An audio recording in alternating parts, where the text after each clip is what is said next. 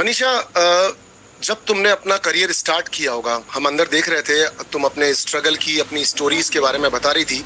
तो जब तुमने अपना करियर स्टार्ट किया था, तो क्या दिमाग में गोल सेट थे कि क्या बनना है मुझे, और क्या उम्मीद थी कि कभी तुम इतने बड़े प्लेटफॉर्म जियो सिनेमा, बिग बॉस, ओटीटी तक पहुंचोगी?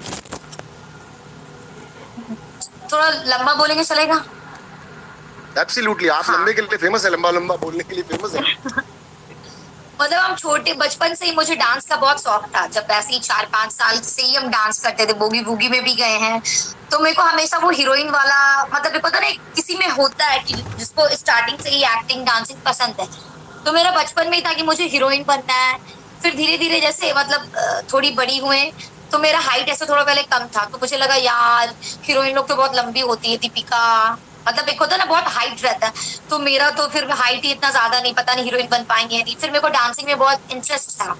तो फिर मुझे लगा कि चलो कोई नहीं, मेरे को अल्टीमेटली मुझे फेमस होना है। मतलब मेरे अंदर था कि मुझे सब लोग जाने, स्टार बनना है मुझे।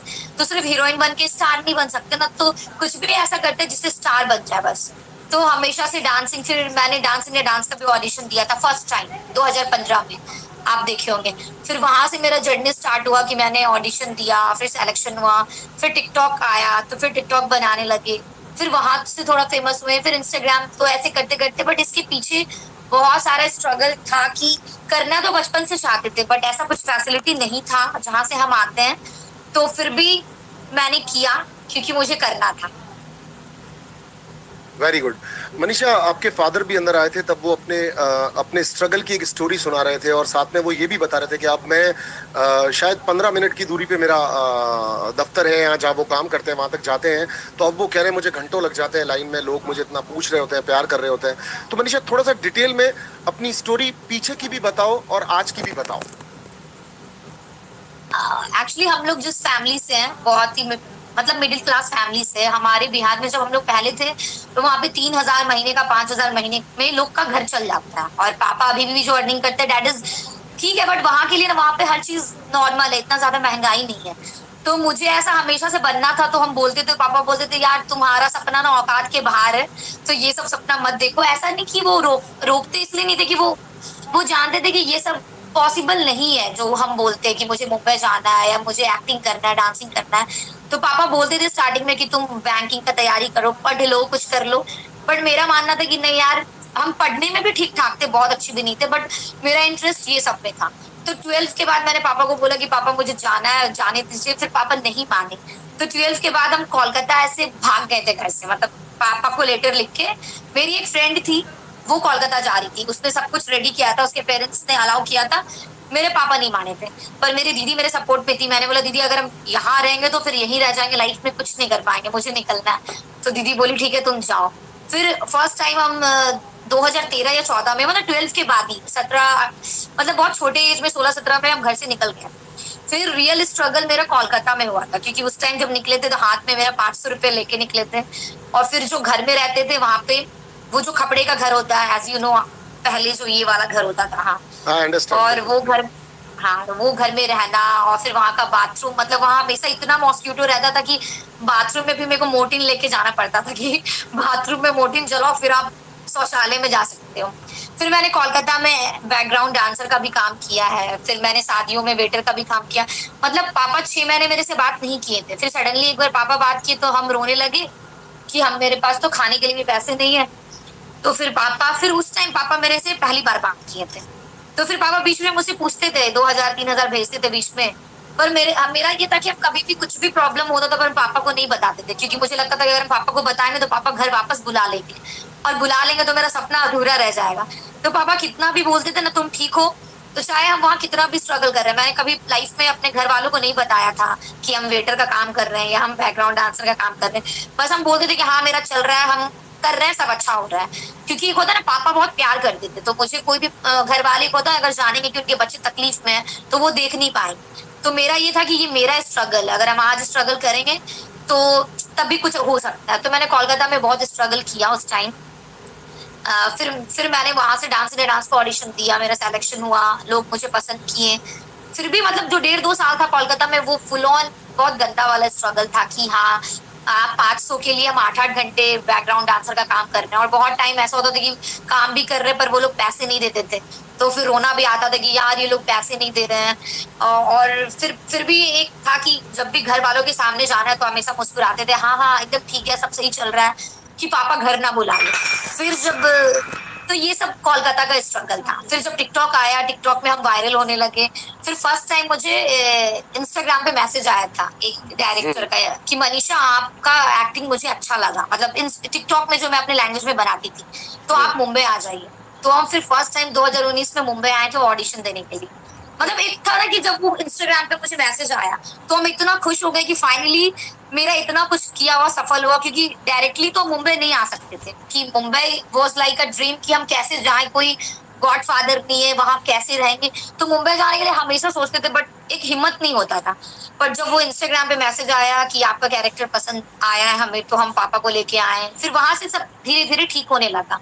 बट जो पहले मैंने स्ट्रगल किया है, ओ मतलब एक टाइम ऐसा था कि ट्रेन जो कोलकाता से, बिहार से हम कोलकाता जाते, उसका टिकट 150 था, बट हम 150 का भी टिकट नहीं कटवाते थे। हम बोलते थे यार टीटी पकड़ेगा, देखा जाएगा, जो होगा साला सब। मतलब 150 रुपया भी बचाने के लिए, इवन जहाँ पे ट्रेन में जो टॉयलेट रहता है, टॉयलेट सीट के पास हम और मेरी फ्रेंड ऐसे पेपर बिछा के इतने क्राउड में फिर सो के आते थे। मतलब वो सब स्ट्रगल था कि जिस टाइम हम 150 रुपया के लिए भी टिकट नहीं कटवाते थे, कि लगता था यार 1-1 रुपया बचाना है क्योंकि सरवाइव करना है। और ये सब बात, मतलब जब मेरे पापा टीवी में देखे कि हम कुछ बात बता दे, तो पापा बोले तुम ये सब किए, मुझे पता नहीं था। तो मेरे पापा या घर वाले को भी, क्योंकि मेरे फैमिली में भले ही पैसा ना हो बट हम लोग में एक होता ना, हम साथ साथ की मूवी वाला फैमिली है, सब में बहुत प्यार है और सब कोई एक दूसरे को तकलीफ में नहीं देख सकता है। तो मेरा यही था कि कुछ भी स्ट्रगल करो बट घर में पता नहीं चलना चाहिए, ताकि उनको तकलीफ ना हो कि मेरी बेटी ये सब की है। Very good, very good. So Manisha, मैं बहुत प्राउडली कहना चाहता हूँ कि तुम्हारे पूरी सफर को देख करके ऐसा लगता है कि ये ट्रेन का सफर, ये पेपर्स बिछा करके बैठना, तुम 100% लड़का हो, एक लड़का हो, एक लड़के को मतलब वैसे वाला नहीं, तुम्हारी वाली लैंग्वेज में बता रहा हूँ, एक लड़का अपनी जिंदगी में बहुत स्ट्रगल करता है और वो हमेशा ढिंढोरे पीट के दुनिया के सामने बोलता भी है, मगर एक लड़की ने इतनी खूबसूरती से, इतनी मेहनत को आसानी से निकाला है, पेरेंट्स से छुपा करके। भाई मजा आ गया है बात सुन करके। एंड सीरियसली अगर जब जब भी हम शुरुआत करते हैं तब हमारे पेरेंट्स नहीं समझ रहे होते हैं चीज़ों को, उन्हें ऐसा लग रहा होता है कि हम समाज के अकॉर्डिंगली चलते हैं, हम चीज़ों के हिसाब से चलते हैं, और वो अपनी जगह पे गलत नहीं होते हैं, क्योंकि उनके बेसिकली कहने का तरीका ये होता है कि यार जैसा देश वैसा भेस, क्यों ही एक्स्ट्रा एफर्ट कुछ करना। मगर जिनके अंदर वो कहते हैं ना कि टैलेंट का कीड़ा होता है, तो वो लोग मनीषा रानी की तरह ऐसे एक बड़े प्लेटफॉर्म से अपना नाम कमा करके सामने बैठे होते हैं। So definitely hats off to your journey, कि जो तुमने किया है वो बहुत ज़बरदस्त है। मनीषा, जिस दिन फर्स्ट डे सेट पर गई थी बिग बॉस के, अंदर जा रही थी, अंदर आ गई थी, आपके सामने बहुत सारे सेलिब्रिटीज थे, कुछ नोन कुछ अननोन तुम्हारे से होंगे, तो फर्स्ट डे पहली रात की क्या फीलिंग थी? क्योंकि तुम पहले दिन से ही बिना रुके चल तो रही थी, तुमने सोच रखा था भैया चले भी जाएं चाहे कभी भी, पर कुछ करके जाएंगे, तो वो क्या एक्सपीरियंस था? आपको सच बताएं, जब फर्स्ट डे हम इंटर किए थे, फुल ऑन बहुत ज्यादा एक्साइटमेंट था मेरा, सब कुछ। बट जैसे जिस दिन फर्स्ट डे का बात बता रहे, जब हम इंटर किए और वहां पे फलक दी, जिया, अभिषेक, स्टार्टिंग में ना मतलब मेरे को एकदम ऐसा लगा कि जब हम उन लोग से मिले और हम बाथरूम गए, तो मेरे को लगा कि यार हम गलत जगह पे आ गए। सच में मेरा वो ट्रू फीलिंग था, क्योंकि मुझे ना मेरे जैसा कोई लगा नहीं। मतलब मुझे ऐसा था कि मेरे को मेरा वाइब मिलने वाला लोग चाहिए, और फर्स्ट डे में जैसे जिया, फलक दी, मुझे लगा ये लोग थोड़े मेरे से ज्यादा हाई फाई हैं, तो मेरे को लगा यार कि पता नहीं हम यहाँ कैसे रहेंगे, क्योंकि मुझे हमेशा वैसे लोग जो एक दूसरे को मोटिवेट करते हैं, सब में प्यार रहता है, भाईचारा रहता है, तो मुझे वैसा एनवायरनमेंट का आदत है हमेशा। तो मेरे को ऐसा थोड़ा डिसअपॉइंटेड लग रहा था उस टाइम। फिर जब बेबी का आई इंटर की और उसने मुझे ऐसे हक करके उस टाइम बोला कि अरे बहन, बहन वर्ड जो मैंने सुना, रही बहन, तो मुझे फाइनली कोई तो है जो बहन बोल रहा है, मतलब अपने जैसे लोग हैं। हाँ, अपने जैसे लोग हैं। तो उसने जब मुझे आके बोला कि अरे बहन तुम्हारा वीडियो हम बहुत देखते हैं, तुम बहुत अच्छा करती हो, तो वो मेरा फर्स्ट था कि फाइनली चलो कोई ऐसी बंदी मेरे को फर्स्ट डे पे मिली है जिससे हम आगे का सफर थोड़ा बात बात करके काट सकते। तो ये मेरा था। बट फिर जब धीरे धीरे रहने लगे तो मुझे लगा कि यार ये वो कंफर्ट जोन नहीं जो हम सोचेंगे मेरे अकॉर्डिंग और मेरे टाइप के लोग इधर हो। ये बिग बॉस है और बिग बॉस में वो सब तुम्हें मिलेगा जो अलग अलग मतलब पर्सनैलिटी अलग अलग लोग है, लेकिन उसमें आपको सरवाइव करना, वही बिग बॉस। अगर सब आपको आपके जैसे मिल जाएंगे और सब अच्छे से रहेंगे तो फिर बिग बॉस काहे का बिग बॉस। बिग बॉस का बिग बॉस, सही बात है। बहुत एक एक जबरदस्त रोलर कोस्टर वाली जर्नी होती है जिसके लिए तुम हमेशा बात भी करती थी। और कब ऐसा लगने लगा था कि अब मैं बस 2-4 वीक कहीं नहीं जाने वाली, मैं टिकने वाली हूँ? या फिर कभी आकर के वो जो कॉन्फिडेंस बन गया था उसको हिलाने के लिए कभी कोई वीकेंड की क्लास लगी थी या कभी कोई ऐसा एक्सपीरियंस लगा था? बताओ, वो बताओ। देखिए स्टार्टिंग का जो फर्स्ट वीक था वो तो मेरा बहुत अच्छा रहा था, क्योंकि उस टाइम था कि मेरा सबके साथ बहुत अच्छा था, क्योंकि वो नॉमिनेशन जब तक नहीं हुआ था तो मेरा ये है कि हम अपने से सामने से जाके कभी किसी से लड़ेंगे नहीं, बट हम एक गेम शो में आए जहाँ पे मेरे को सच भी बोलना है, फेयर गेम भी खेलना है। तो फर्स्ट वीक तक सब मेरे साथ बहुत अच्छे थे क्योंकि हम सिर्फ एंटरटेन कर रहे थे, सबको हंसा रहे थे। तो पहला वीक में 1-2 हफ्ते सही था, बट जब से नॉमिनेशन स्टार्ट हुआ और हम चीजों को ऑब्जर्व करके लोगों के खिलाफ बोलने लगे कि नहीं मुझे ये नहीं लगता ये नहीं लगता, तब से लोगों को हम एक होता ना चुभने लगे, या फिर नहीं यार ये लड़की ऐसे कैसे बोल सकती है। तो फिर मेरे को वीकेंड के बारे पे भी जब भी वो अपना पॉइंट ऑफ व्यू जब अपन रखते हैं तो कुछ लोगों को पसंद आते हैं, कुछ को नहीं होता है, यही गेम है। वही, लेकिन वीकेंड का बार में ऐसा था कि मतलब मुझे कभी कभी ऐसा लगता था कि हम इतना तो गलती नहीं किए हैं, मतलब मुझे जितना सुनने मिल रहा है, मतलब ऐसा समटाइम मुझे लगता था कि अरे क्या मैं इतना बड़ा गलती कर दी है क्या। तो मेरे को जब भी सलमान सर को ना हम बहुत दिल से मतलब उनके साथ तो आई थिंक वो मेरे बचपन से फेवरेट है। तो बिग बॉस कहीं ना कहीं मेरे लिए सलमान सर से भी कनेक्टेड था क्योंकि वो मेरे फेवरेट हीरो थे। तो हम हमेशा ये इमेजिन करते थे कि मुझे बिग बॉस में जाना भी है, और स्पेशली सलमान सर भी एक रीजन है क्योंकि हम उनको बहुत पसंद करते हैं। तो उनके साथ स्टेज शेयर करना ये सब मेरा इमेजिनेशन था।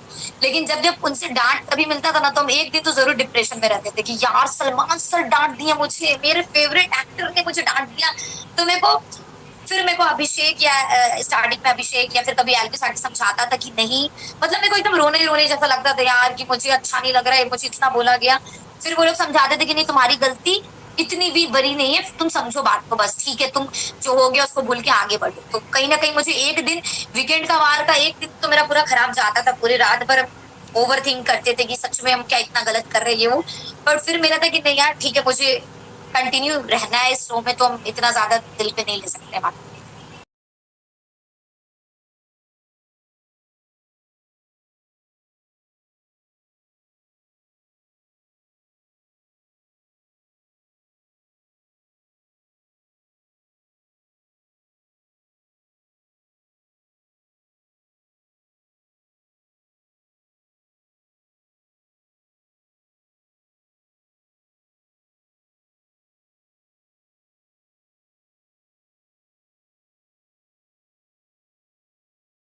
जो लड़कियां सच्चा प्यार करती है ना वो गुस्सा बहुत करेगी, मतलब बहुत गुस्सा करेगी, बहुत झगड़ा करेगी। वही दिल की साफ होती है, वही बहुत मासूम होती है। ऐसी लड़की को कभी भी मत छोड़ना, वो है ना सबसे ज्यादा प्यार वही करेगी।